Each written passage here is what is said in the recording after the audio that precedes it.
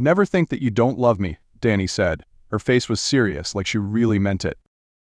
I swear I could hear laughter in the wind as it howled outside our little tent, mocking us as we huddled in its flimsy shelter.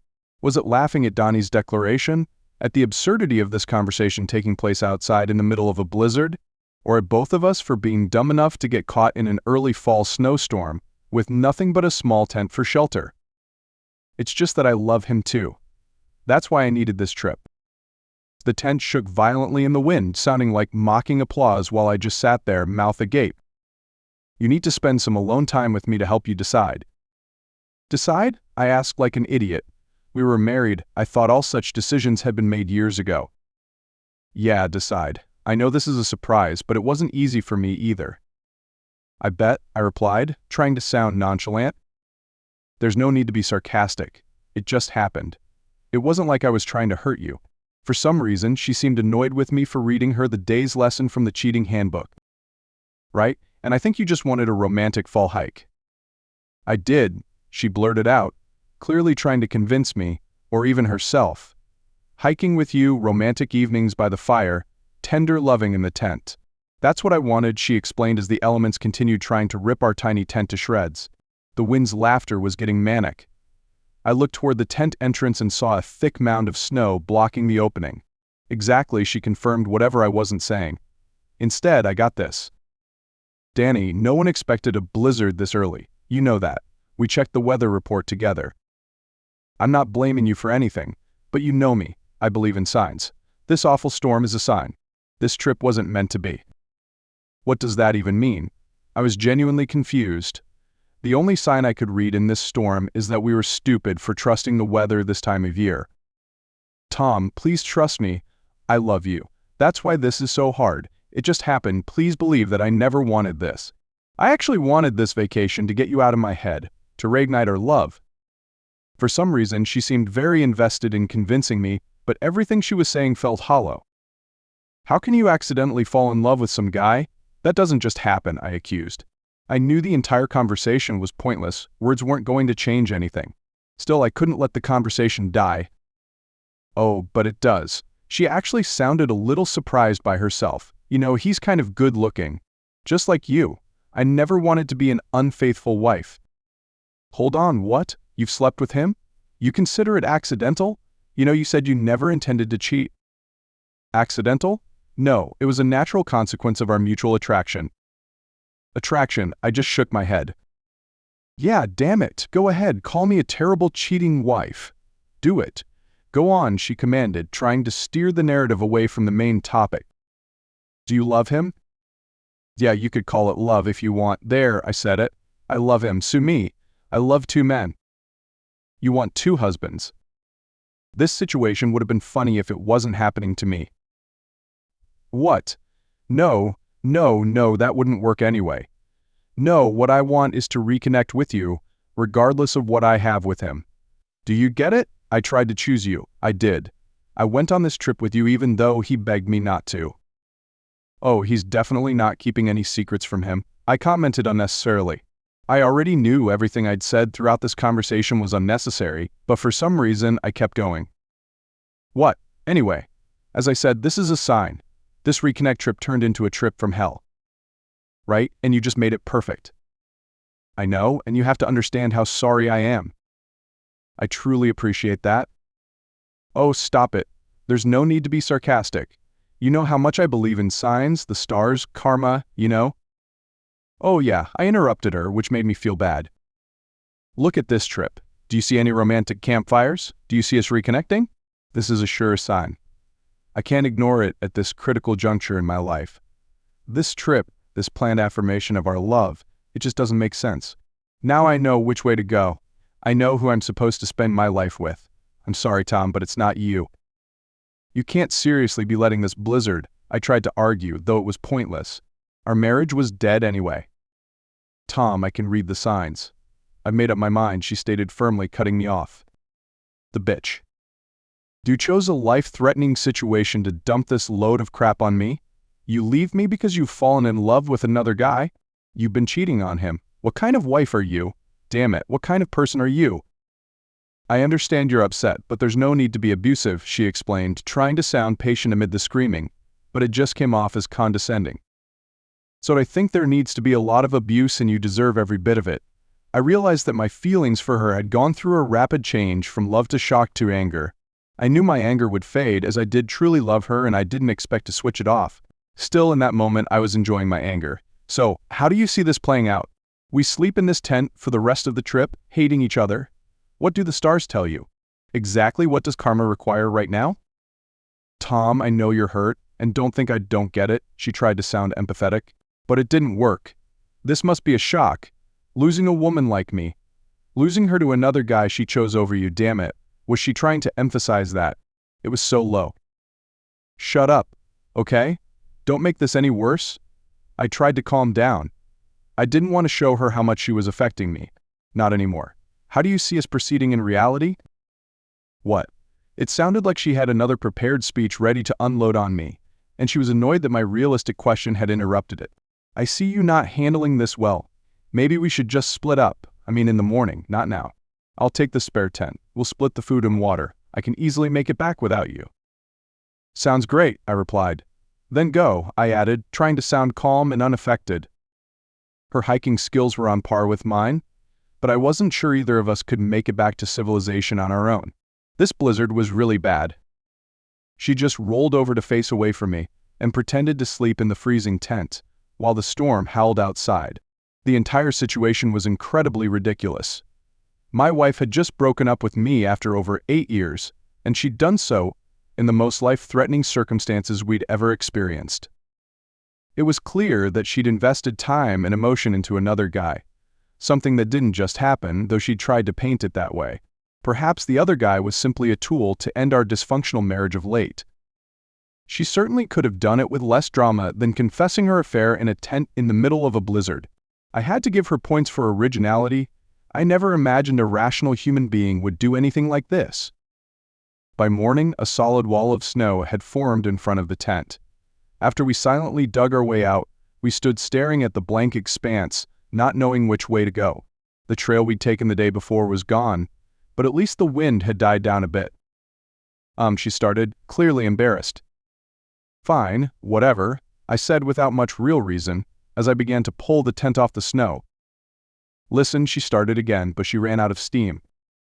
You know, you could just help me with this. That way you can get into bed with your new guy a lot sooner. Listen, Tom, there's no need for. Just do it, okay?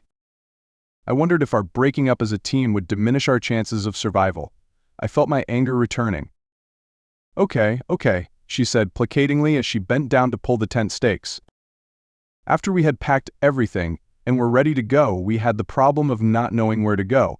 Since our GPS unit couldn't find the satellites in the bad weather, we were only relying on the map and compass.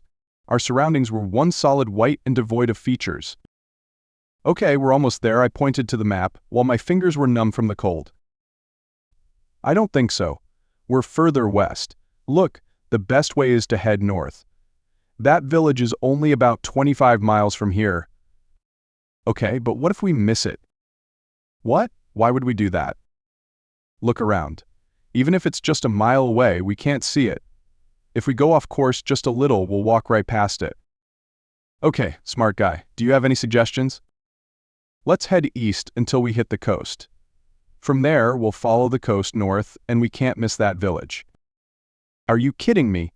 45 miles? I don't know. It'll be less if I'm guessing correctly. It'll definitely take longer, either way, but it'll be safer. Tom, I don't know.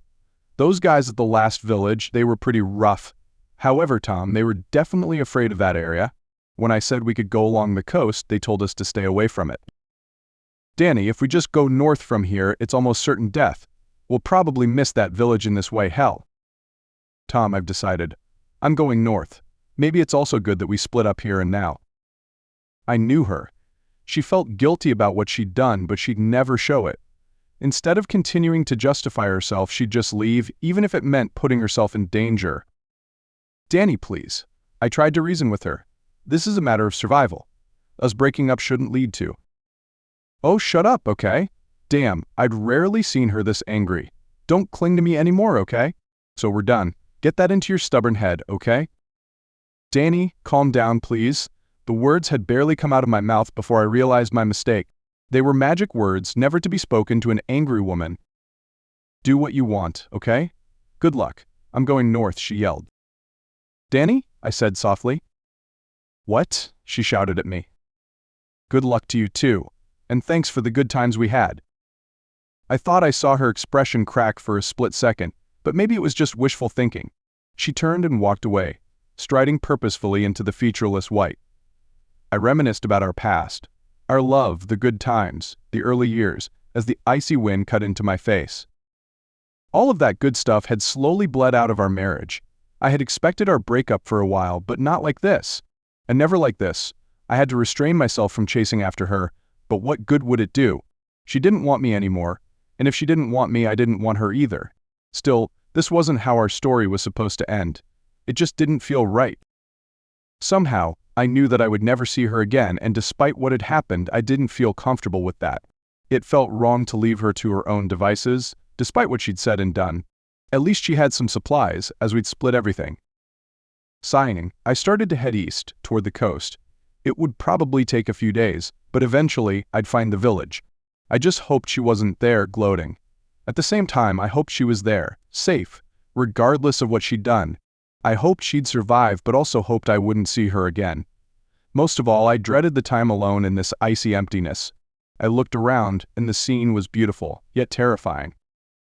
The trail proved difficult, mostly because it wasn't there. It was all white, except for a few rocks poking out from the white blanket. Fortunately, the calmer wind made it easier to see ahead, where there was nothing.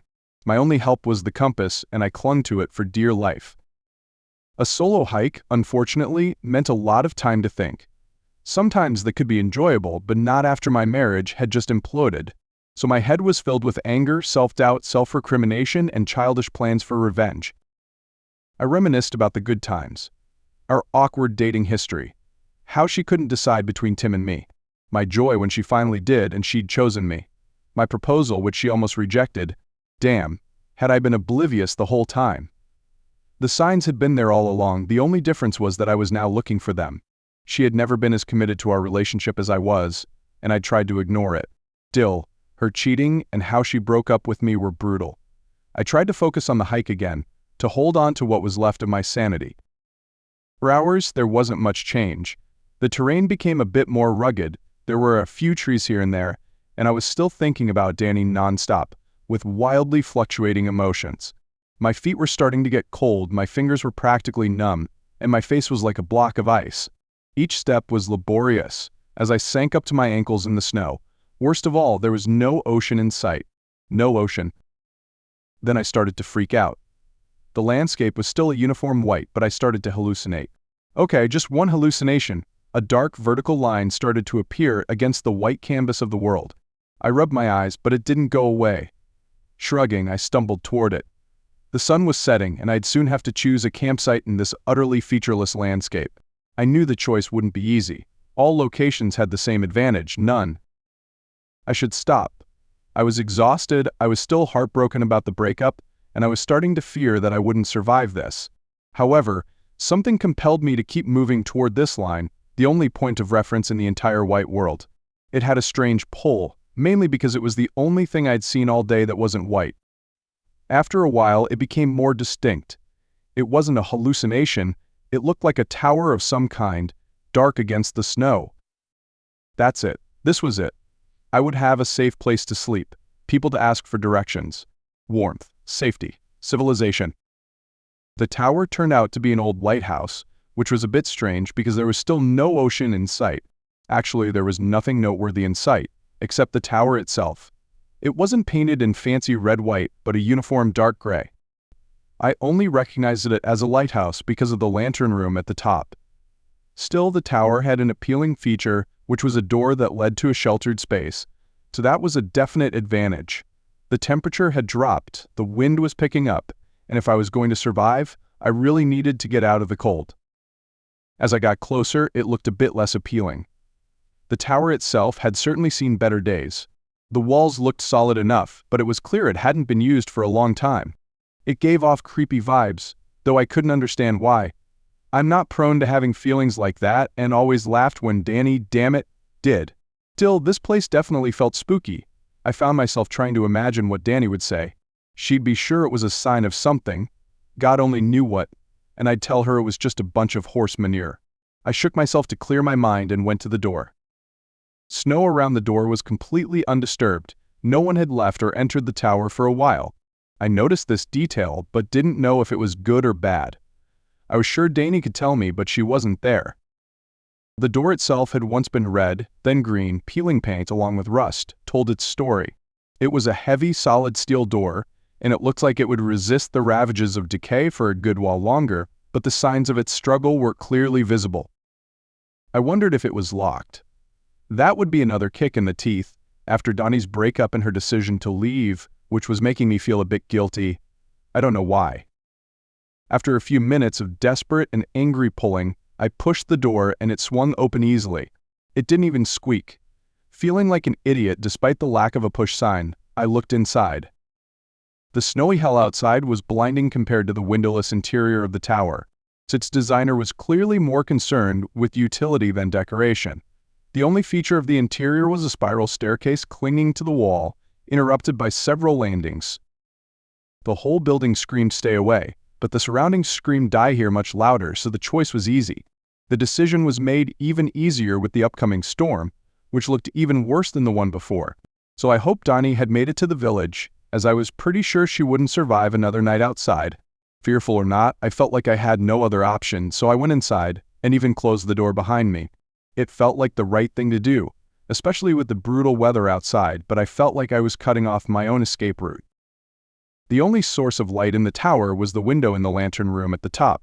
Since the interior was completely featureless, I wondered where the lightkeeper had lived when the tower was in use. Maybe there were remnants of some sort of living quarters hidden under the snow outside? My main concern was finding a place to survive the night. The bottom of that giant pipe could do the trick, but it still felt unappealing. Maybe I was becoming Danny, superstitious in these extreme conditions, but my gut was clearly telling me no. Mostly because I had no other choice, I decided to head up top and see what things looked like there. From the bottom, the climb looked long and tiring, and that impression turned out to be completely accurate. I'm not afraid of heights, but the stairs were entirely made of lightweight mesh. It seemed sturdy enough, but the view down wasn't nearly obstructed.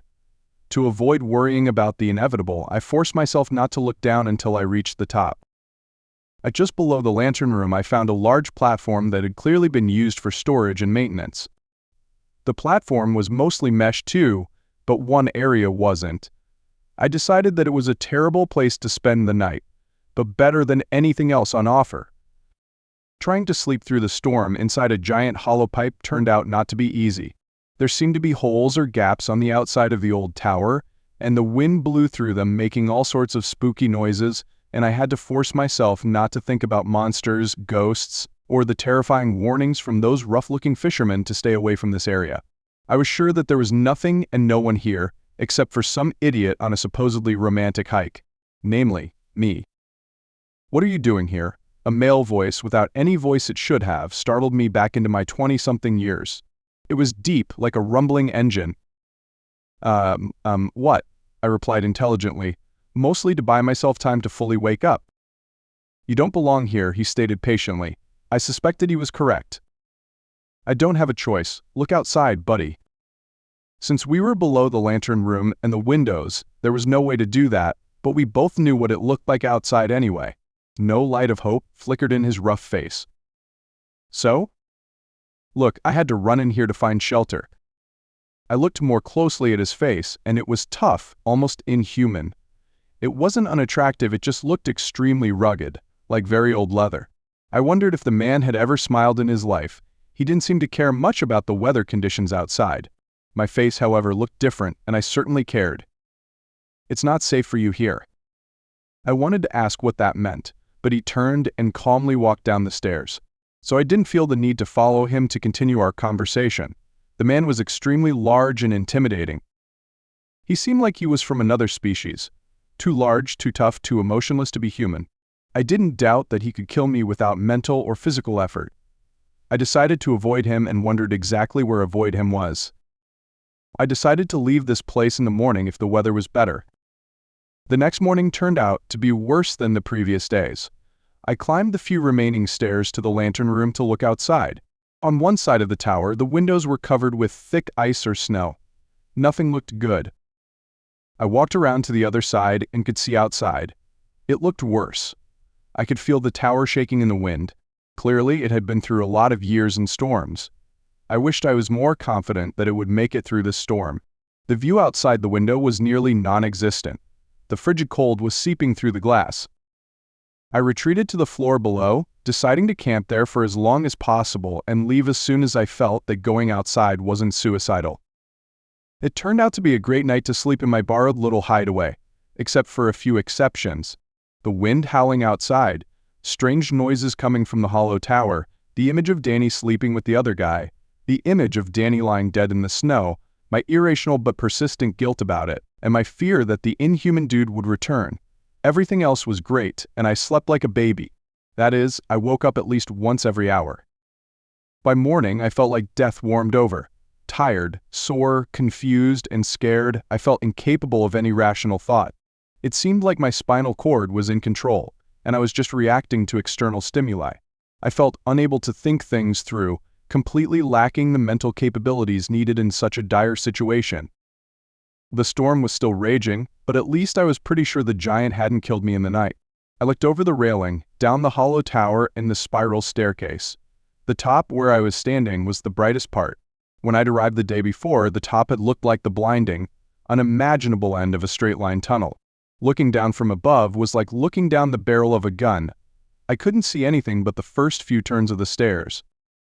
I instantly decided to do nothing, eat a little, relax, think things through, make a solid plan. I decided to stay awake for as long as possible, be vigilant, watch everything. I woke up sometime later, I couldn't tell when. I'm not what you'd call a morning person, but I was able to make a few rational decisions.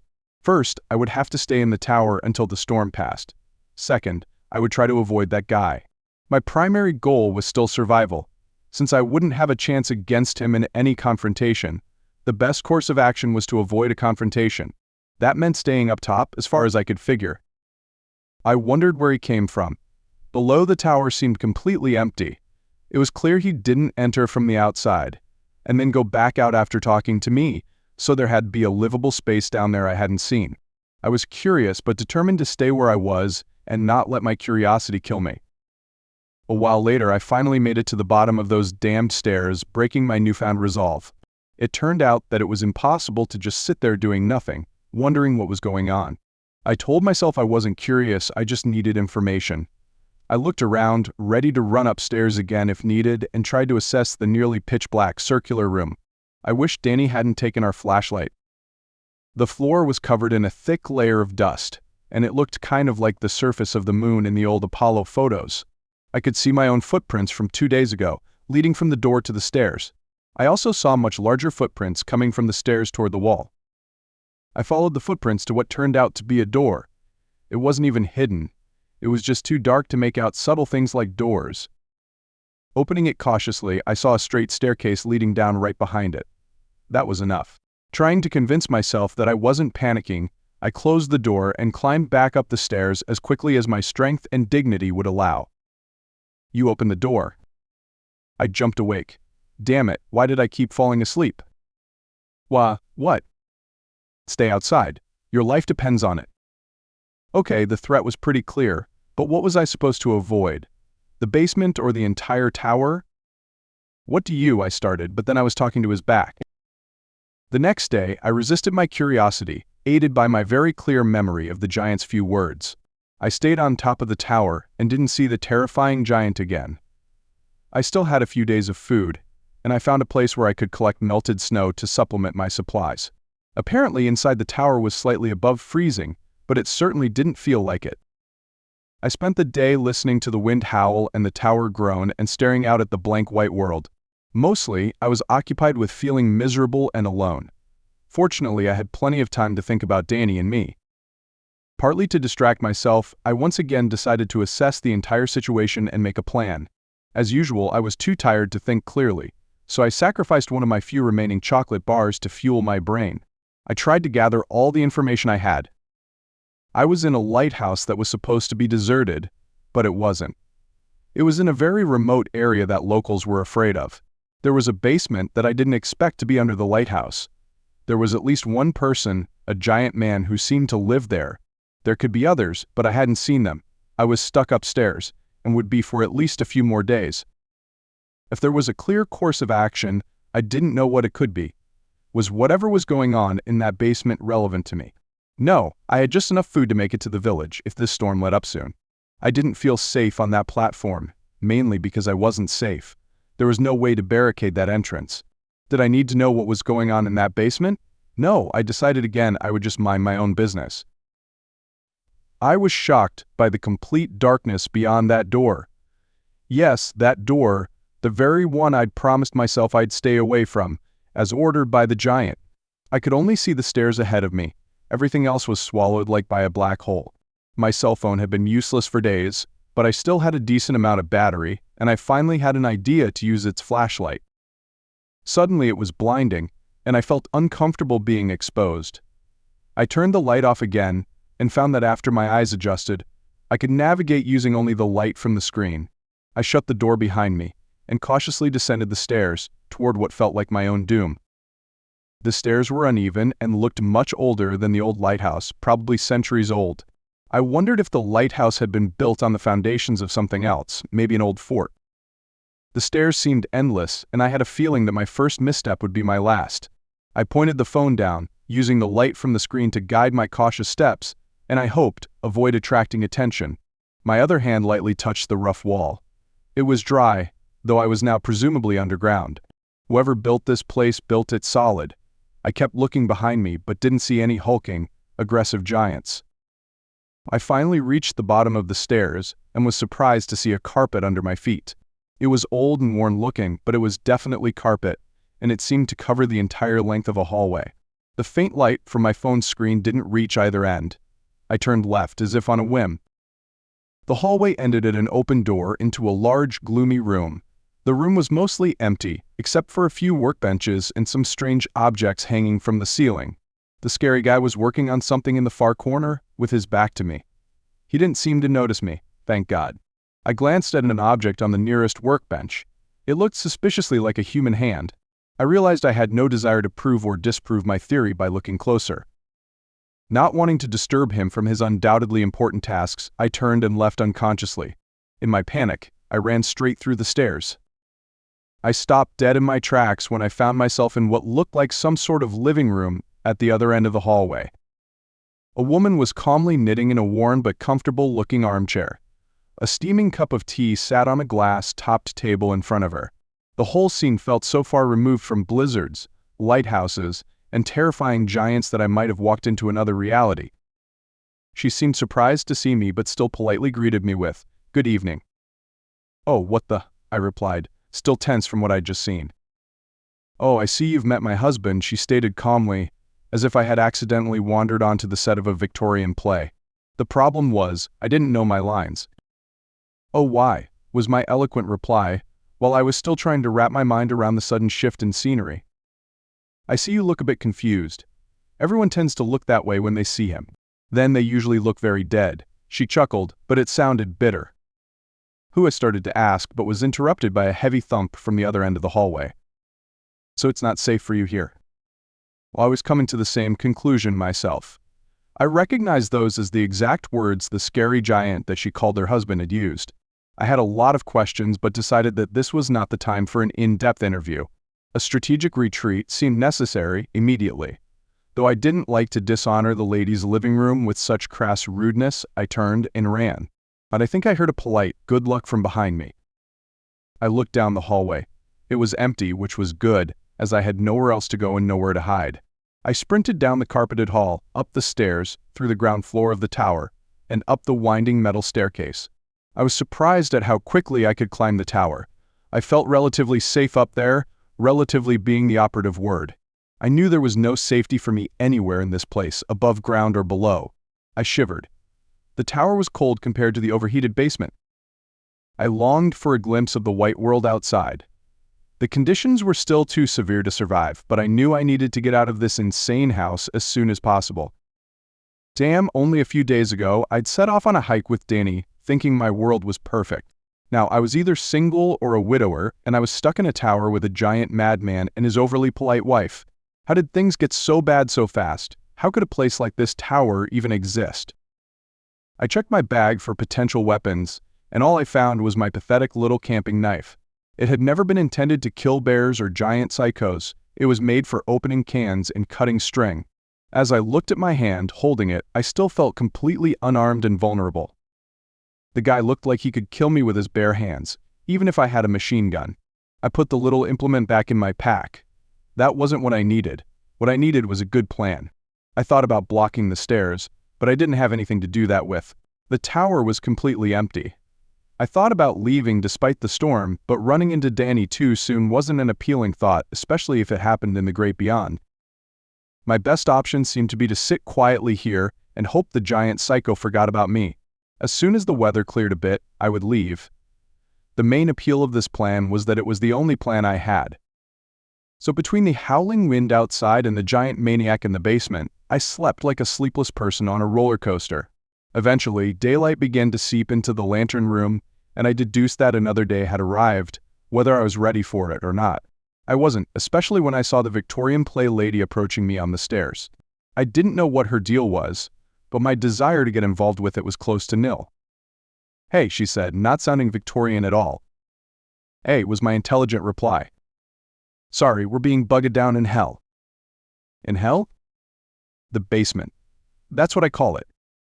"Oh, I see." I tried to sound neutral and disinterested. I didn't want to encourage further contact, as that could be unhealthy for me. "Would you ask who is down there?" "It's me, his wife." "Yes, legally I'm his wife. In reality, I'm his prisoner." "How did you get here?" I asked, and instantly regretted it. I didn't want to seem interested. But damn it, she was pretty and frail. I couldn't let myself be rude. "Oh, that's a long, sad story, and I'm afraid we don't have time. He'll be back soon." "Then why are you here?" "I wanted to come with you when you leave." "Really?" I asked, mostly to buy time and not sound stupid. "Yes, I need to get away from him," she said, as if that was the most normal thing in the world. Suddenly, I got a very uneasy feeling about this. "How many times?" "I'm sorry. How many times have you tried to escape from this nightmare?" She looked a bit embarrassed now. "A few." "Okay, and you've asked for help from others, right?" "Sometimes." She looked really uncomfortable now. "How many of them are still alive?" "Honestly, I don't know," she whispered. "How many of them are still alive? How many?" I repeated more forcefully. She started to cry. I really hated it when pretty women did that. Finally, she calmed down and regained her composure. "I'm sorry," she said, then ran off before I could figure out anything useful about her, this desolate place, or the entire surreal situation I was trapped in. Damn it, just as I thought I might learn something useful, I'd scared her off. That night, I slept even worse. The wind still howled outside, the giant still lurked in the basement, and the guilt about Danny still dripped on me like it was some kind of disgusting dessert. Now I felt guilty about the lady in the basement living room. I still didn't feel like getting murdered by the guy, but she needed help. My whole life I had been trained to help those in need. My parents had ingrained it into the very fabric of my being until it had become a part of me. I'd just encountered someone who needed my help more than anyone ever had, and I'd chased her away. I felt really bad about that. On the other hand, I felt good about being alive. I needed to figure out how to help her without dying myself. I needed to be discreet, I needed an element of surprise, and I needed information. The problem was, discreet was hard, surprise was almost impossible, and I didn't know what was going on. So by early morning I was still wide awake and decided this was the perfect time to gather intel and still be able to make a safe escape. This time I found the basement door easily and even avoided leaving new footprints on the tower floor. I knew the stairs much better this time, and the carpet at the bottom didn't surprise me anymore. This time I noticed paintings of summer countryside scenes on the hallway walls, which seemed completely out of place, like someone had tried to decorate hell in a pretty cozy way. First I went to Dr. Frankenstein's lab to see if he was around. The room was unlit and completely creepy. Using the light from my phone screen, I took a closer look at the objects hanging from the ceiling. I was horrified to see they were all corpses. They all looked to be men, they were completely desiccated, and they stared at me in an extremely rude way. There were 5 corpses. They looked vaguely Egyptian, except they weren't wearing any clothes. It seemed that their reproductive organs had been severed at some point, so I could assume there was some sort of sexual context to whatever was going on here.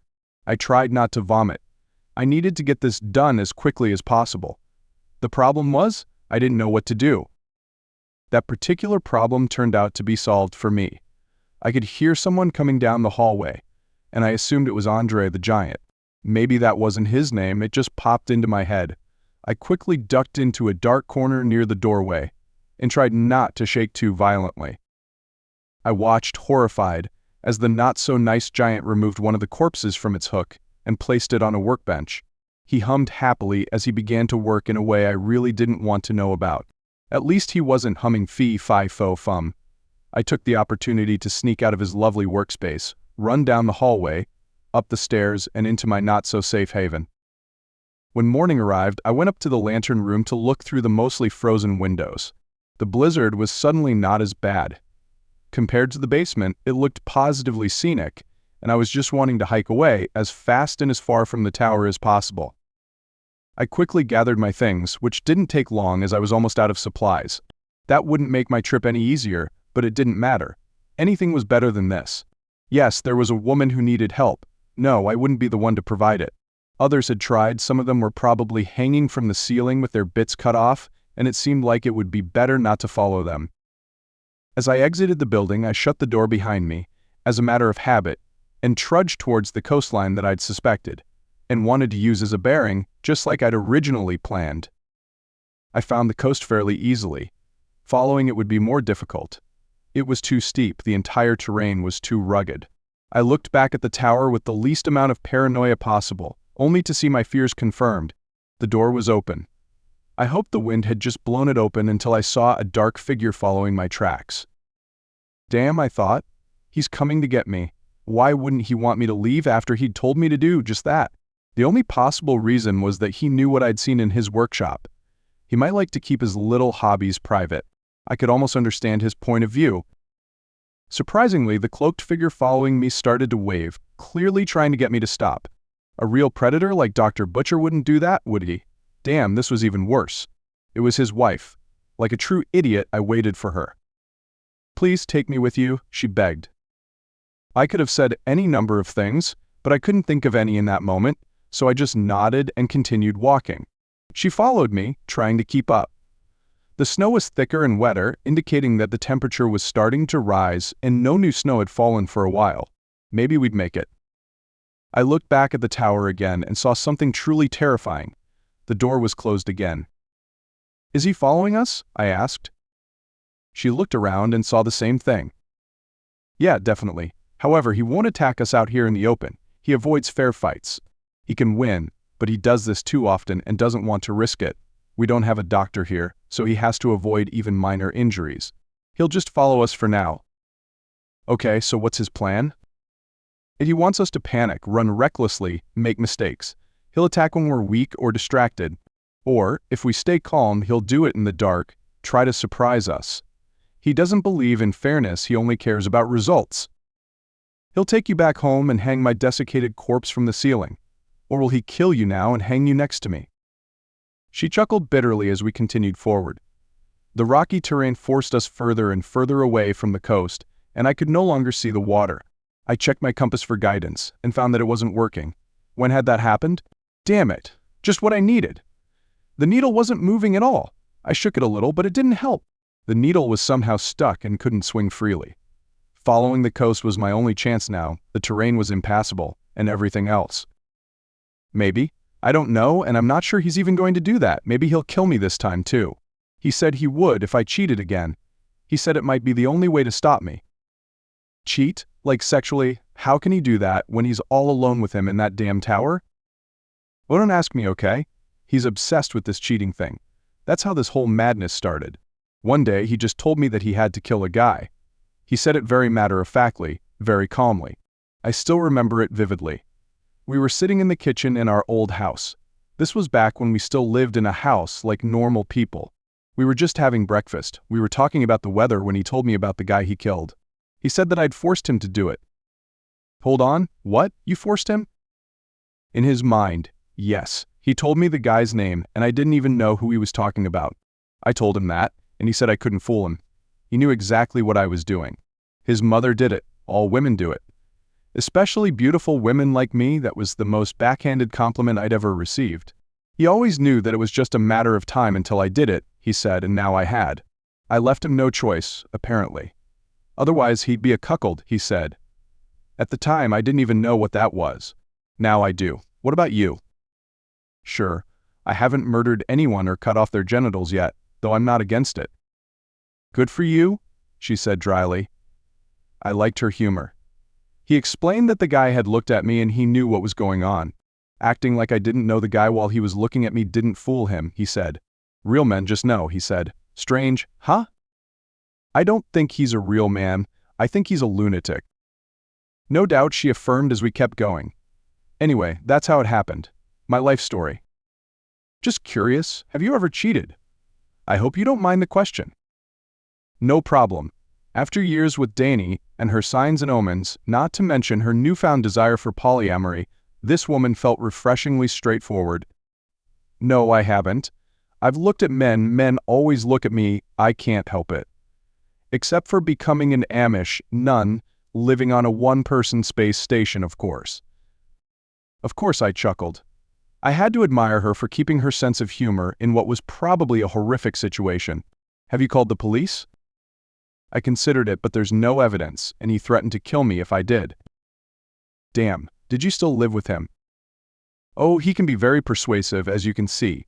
He said if I left him, he'd kill me, along with my family. And the neighbor's dog. We both laughed. Yes, and the neighbor's dog. So I endured the most miserable marriage in the world. You see, I really like that dog. So, how do you end up at the lighthouse in the middle of the apocalypse? After the second murder, I knew I had to do something, despite his threats. Obviously, I was married to a delusional serial killer. I just decided to leave him when I woke up in that damn basement, right on that chair you saw me on. I guess we've been on the run ever since. Hold on, what happened? Apparently, he drugged me and brought me here, Sherlock. He didn't trust me any more than I trusted him. And did he bring the first 2 corpses? Or did he kill them all here? I didn't understand why I wanted to know if his body count was 5 or 7. I don't know. I've only been in that awful room once, and there were 3 corpses then. How many are there now? 5. Damn, I don't understand why he kills the other ones. I haven't really communicated with anyone since he locked me in that lighthouse, so he can't use that as an excuse. I think he just likes to, and he makes up other reasons. Hikers who got too close, fishermen. I don't know.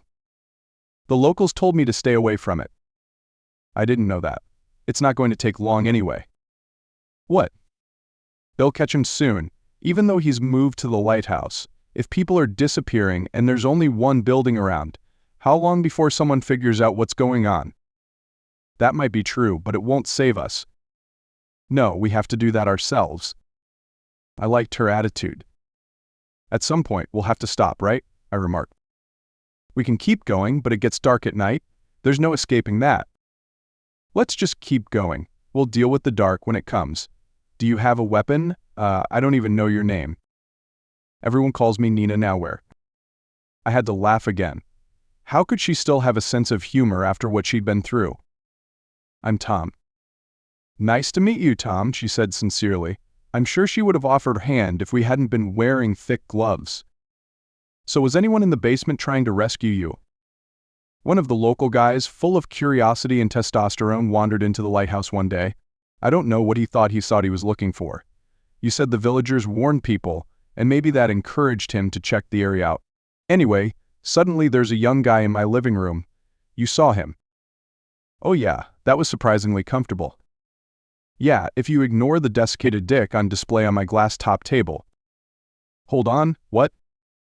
You didn't notice that brilliant detail. He put it there as a warning. He said my lover would never use it again. To this day, I don't know who it belonged to. I figured I could live without knowing, actually. We kept walking in silence for a while. I was getting a little anxious as the rocky hills had pushed us further away from the coast, and without the compass I didn't know exactly where we were. Tom, you were smart to leave when you did. He was going to kill you soon. Really?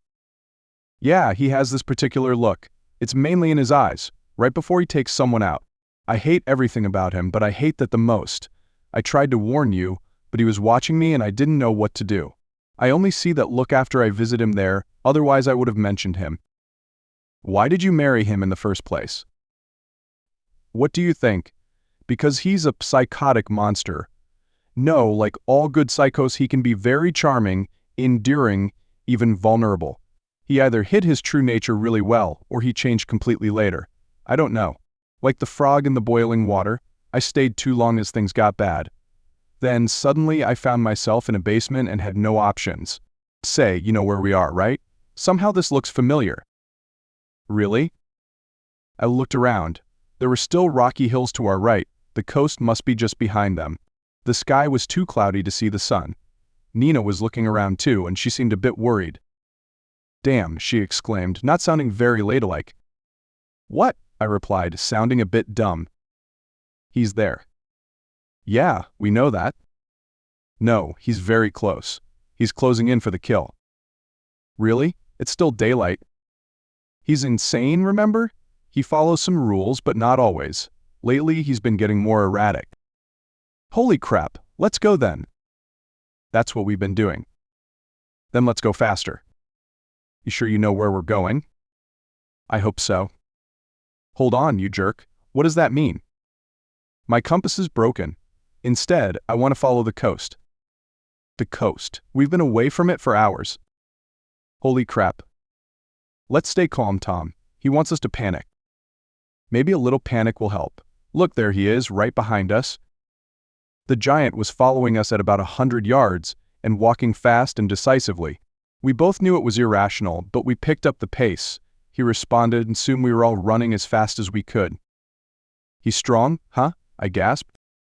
Nothing to write home about, but he's extremely determined. He doesn't care about his own pain or exhaustion. That's the spirit, I replied, and we both chuckled a little, though it was a struggle. We tried our best, but it wasn't enough. He was slowly and methodically closing the gap. We could hear him panting even more than we were, but he didn't stop. I kept looking back at him, though it didn't do any good. Because of that, I missed what Nina saw. Oh God, she exclaimed. What's wrong? Look, she replied, while pointing at something. It was a tall, dark structure in the distance. It looked like a lighthouse. Oh God, I agreed. Let's go. This might be our only chance. She was right, I knew it, and the maniac following us knew it too. Maybe he knew we were heading back to the tower before we did, and that was why he was closing in on us. We all started running, and it turned out we could run faster than him. We would get to the tower before him, but I wondered what good that would do. Can we lock the door? I asked while I was catching my breath. I don't know, we'll see, okay? Yeah, we'll see, I thought. Our lives would depend on it, but I kept quiet and just looked at her. I barely knew her, but I knew she was thinking the same thing. We got to the tower before him. We stumbled inside and immediately shut the door. I heard the latch click. I shone my phone flashlight on the door, frantically looking for a lock. There wasn't one. The first thud came from outside. I pressed my body weight against the door. So Nina vanished downstairs and came back a few minutes later with a longer piece of wood. It wedged the door perfectly, and I complimented her work. Oh, we're safe now, I exclaimed, still gasping for breath. For now, you can put your pack down. What? I had completely forgotten about it. During the chase, I had been carrying my camping gear. Damn. But it was great exercise. I had to laugh again. It was always the case when she was around, and I liked that. But there's barely any food left. No problem, Tom. There's some downstairs. How does he get supplies here anyway? I'm not sure, but I guess he has a car somewhere. I think he avoids the nearest fishing village. That would raise suspicions. I think he drives to the city, parks at the end of the road, and brings it here. Do you think we can get to that car? I don't know where it is or where the keys are. I don't even know if it actually exists. I'm just assuming. Okay, damn it. We're at a standstill, right? He can't get in, but we're trapped. He's not going to give up, but he'll hide so we won't know where he is. Damn. Never a truer word spoken, Tom. After we were sure that the door was blocked as best as we could, and we confirmed there were no other entrances, we went downstairs to rest. Naturally, we avoided the corpse room and went directly to what had been her and her husband's living quarters. It was small, but actually quite comfortable for something located inside an old, abandoned lighthouse basement. "But that desiccated dick has to go," I commented. "Otherwise, I won't move in."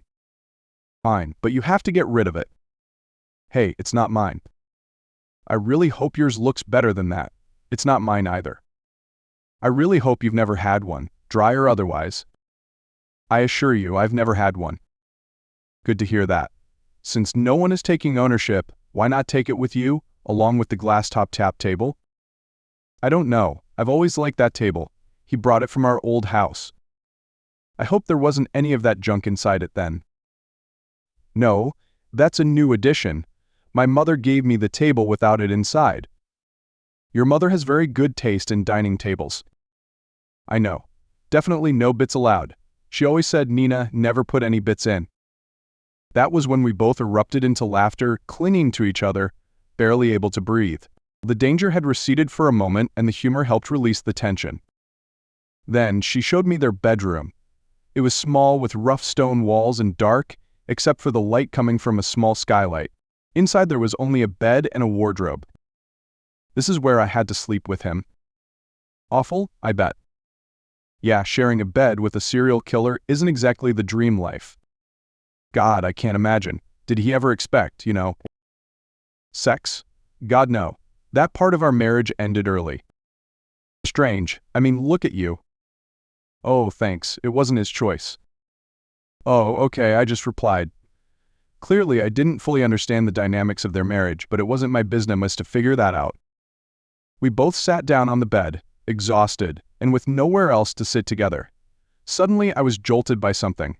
I realized I had just woken up. I was in bed in my clothes, and Nina was curled up next to me. I thought about waking her up, but I realized I liked it, and maybe she needed the sleep as much as I did. I didn't move until the numbness in my arm forced me to. "Hey," she objected. "My arm?" She woke up with a start. "Oh my God, I'm so sorry," she said. "It's fine. It was great." "Yeah." She smiled mischievously. "Maybe I wanted more than that. I haven't slept this well in a very long time."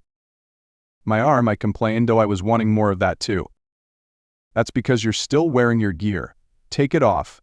That's when I realized we were both still wearing our full winter gear. No wonder it was so warm here. We ended up taking off most of our clothes, but it was awkward and only for practical reasons. We slept much better this way, and she quickly burrowed into me like a burr again. So we spent a few days in the basement apartment. My original plan was to starve him out in the wild, though Nina was a bit skeptical about that. I'd hoped he'd eventually leave to find food and shelter, but she said he was determined enough to endure for a long time. We checked the blocked door frequently. It seemed okay, and we didn't hear any more banging from outside, but we stayed vigilant. It was a life-threatening situation. We were confined to a small space and the same bed, so it's no wonder we were able to get to know each other pretty well in a very short amount of time. We had some really good, long conversations, but we avoided the really heavy topics. It was impossible to ignore the fact that she was a very attractive woman, but she was married, and as far as I knew, so was I. Besides, the situation was too dire to think about anything romantic. Still, she seemed to automatically snuggle into me whenever she fell asleep, and I was finding it increasingly hard to hide my reactions. The apartment was tiny and very dark. We couldn't avoid bumping into each other, but I was starting to get the impression that sometimes she did it on purpose.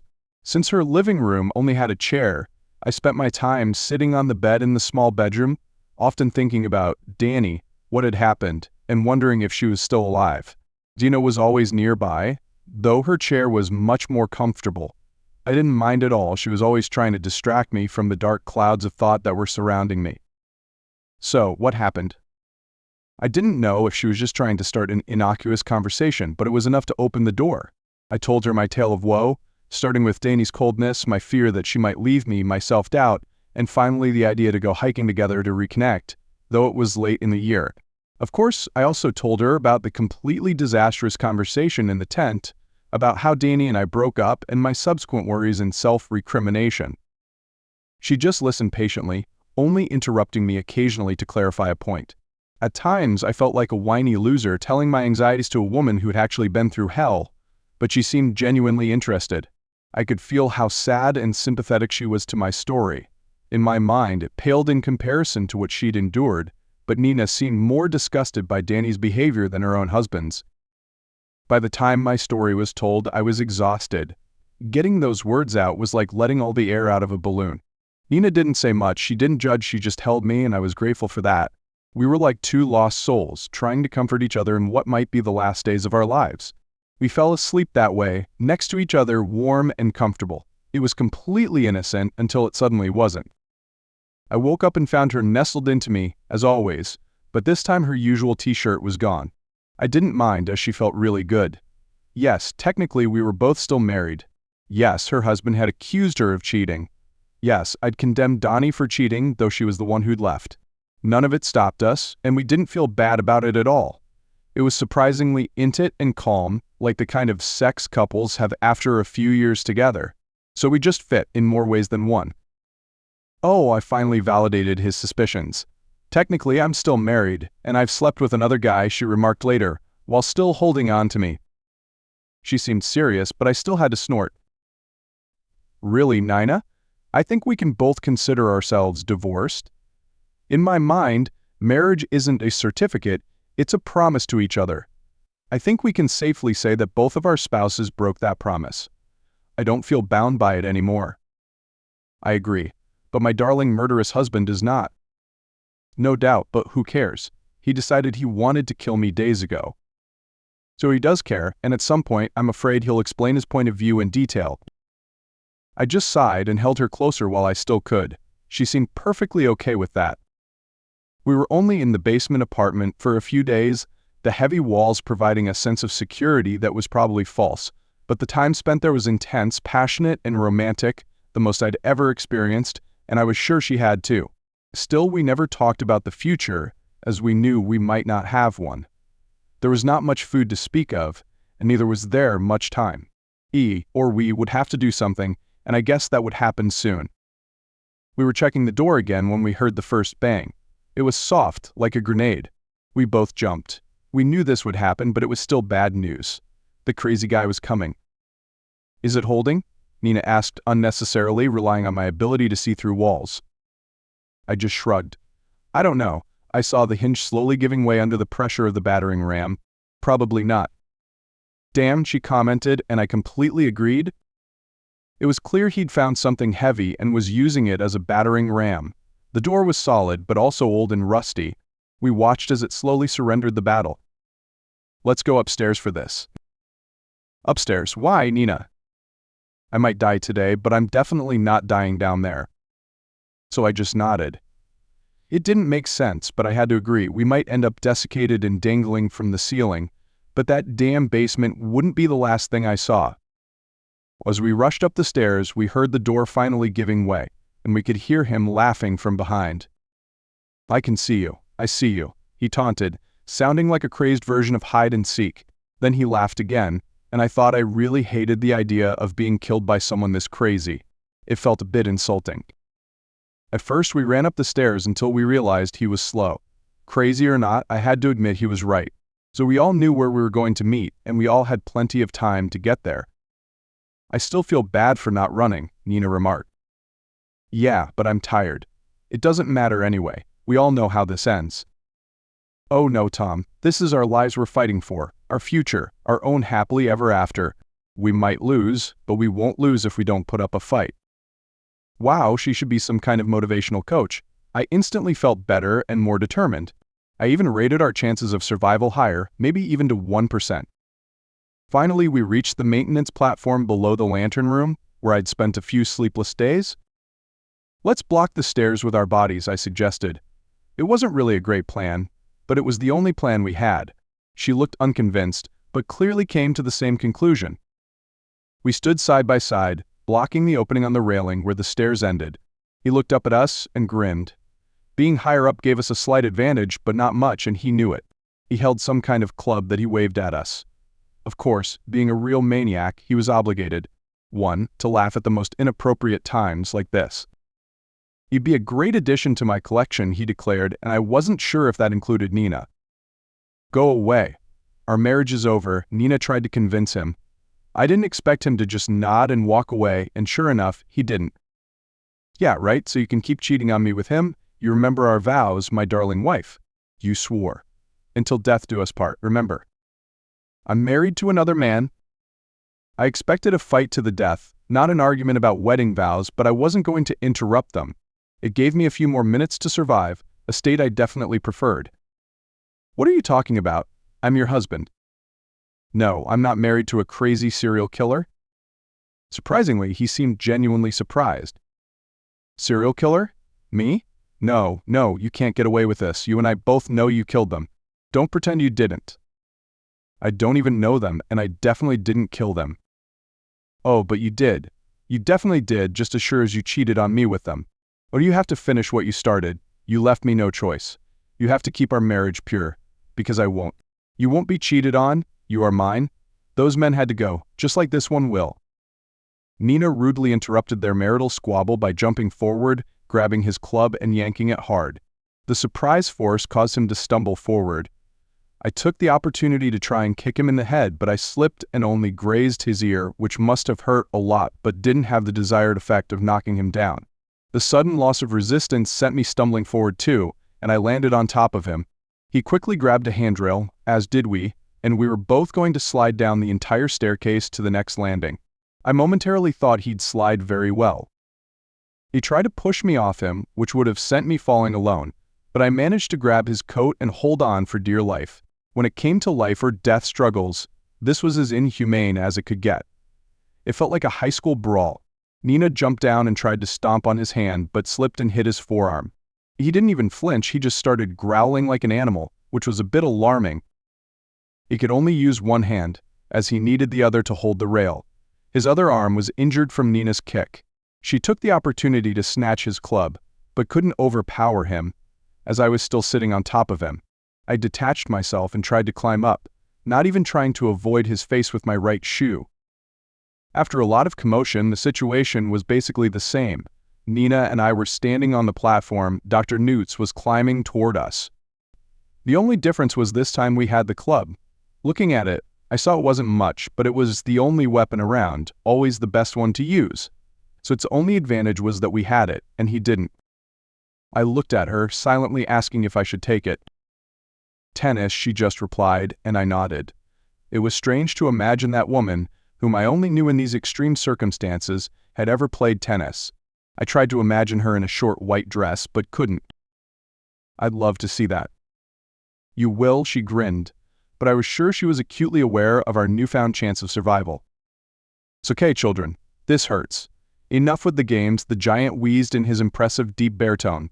"So this has to end now." As far as I was concerned, I agreed with him. "Nina, you need to decide. Come back to me. Be my wife again. I'm giving you one chance, and you have to make your choice now. Kill him, and your life will be spared. I'll forgive you this time, but not again. This is your last chance." He seemed sincere. I knew she'd hate living with him, but if she chose him and killed me, at least she'd survive and could maybe find a chance to escape later. It was an appealing offer and probably the logical choice for her. She barely knew me. If she chose me, it would mean near certain death. Why should she sacrifice her life for a guy she just met? "Are you kidding me?" she asked. "I hate you? Did you hear me? Not dislike, but hate. Absolutely hate. You're not even human anymore. You're a monster." I had to admit, I didn't really admire the guy. We'd started wrong, and things had gotten worse since then. But I saw him surprised and hurt, and they were clearly sincere. In his own warped reality, he was always trying to do the right thing, and his wife was still saying these hurtful words. Clearly, he really did love her, in his own way, hopefully uniquely. "But Nina," he started, suddenly sounding like a little boy, though his voice was still booming. "Shut up, okay? Consider this a divorce. We're done. Over." Her words were sharp and hard, like daggers aimed at the giant's heart, and I could almost see them hit. Note to self, do not make this woman angry. Now he looked thoughtful, even confused. It was his turn to be shaken by the world, and he didn't seem to like it any more than I did. After a few seconds, he'd made his decision. "Fine," he said, and drew a gun from his coat. "Oh shit," Nina and I said in unison. Neither of us expected that, but even if we had, it wouldn't have changed anything. I was still stunned, and considering his other advantages, the use of a gun seemed unfair. "Until death do us part," he said solemnly, raising his weapon. "Okay, whatever," a female voice said from behind him. Surprised, he turned around, only to be hit in the side of the head with a hard object. He fell like a stone, revealing the petite figure standing behind him. "Danny, really? I thought she was dead." "I must say, that was really impressive. You guys are really willing to die for each other. Wow, you and I never had that kind of strength, that commitment, did we, Tom? I mean, we had a good marriage at first, but never anything close to this." She stood there, cool as a cucumber, leaning on the folding shovel I knew so well. My inability to find the right words for a conversation had never stopped her before, and it didn't now. She continued. I hope someday I find that. If we had it, I hope I wouldn't have done what I did. I'm really sorry for that, Tom. You didn't deserve that, but I think if our marriage hadn't been weak, it wouldn't have happened. So maybe I just subconsciously wanted out, and Mike was just a sign. I don't know, she mused, as if we were all sitting in a Victorian-style parlor calmly discussing the neighbor's new puppy or something of tea. "You must be Donnie," Nina said, also calmly and politely, extending her hand toward the giant who tried to kill us. "I'm Nina." "Nice to meet you," Danny replied politely. "Sorry, my arm isn't reaching." The maniac groaned, trying to raise his gun toward us again, desperately whimpering something that might have been Nina. "Would you please shut up? We're trying to have an important conversation here," Danny requested and whacked him again with the shovel. This time she hit him in the neck, and she did it with the edge. I winced at the gash and the large amount of blood flowing out, but both women seemed quite calm. As he was dying, he finally dropped the gun, and it clattered down the metal mesh of the staircase. Now, where were we? Oh, right, a mistress. Yeah, that could be true. Nina showed no concern for her husband's death or his final words. I knew firsthand that she wasn't a heartless woman, but I guess living as a prisoner of a serial killer had dulled her empathy for him. "Tom told me what happened. Sounds like you're looking for a mistress." "Yeah, maybe," Donnie mused, while the guy was bleeding out between us. "I'll always regret how I did it, though. Damn, my stupidity almost killed me. And don't get me wrong, I have buyer's remorse." "How did you even survive?" I asked. "A local guy picked me up and drove me to the village. Lucky for me. He was the only one on that route for weeks," he said. "Then he didn't show up. I wanted to apologize. Then I started to worry. Then I started to panic. I tried to get the villagers to join me and find you. They wouldn't do it because of the weather, even before I mentioned where I wanted to go. None of them wanted to head this way, so I went alone. They loaned me a car, so I drove most of the way, until the road ended. It's not too far from here?" "Oh, I'm impressed. Thanks," I said. "Finding you here was easy. The weather was much better now, and the lighthouse was the only place you could go. I saw this moron breaking down the door and knew that he probably wasn't just there to say hello. I just followed him up the stairs, and there you were. Right where the trouble is, as usual," she said, grinning. I remembered why I'd once loved her. "By the way, thank you. You saved our lives," Nina said. "No problem," she dismissed the thought with a wave of her hand. "Just glad I had my trusty shovel with me. Hope it's clean." She looked at the blood-stained tool with suspicion for a moment. She shook her head slightly and continued, more seriously. "I hope you can forgive me, Tom.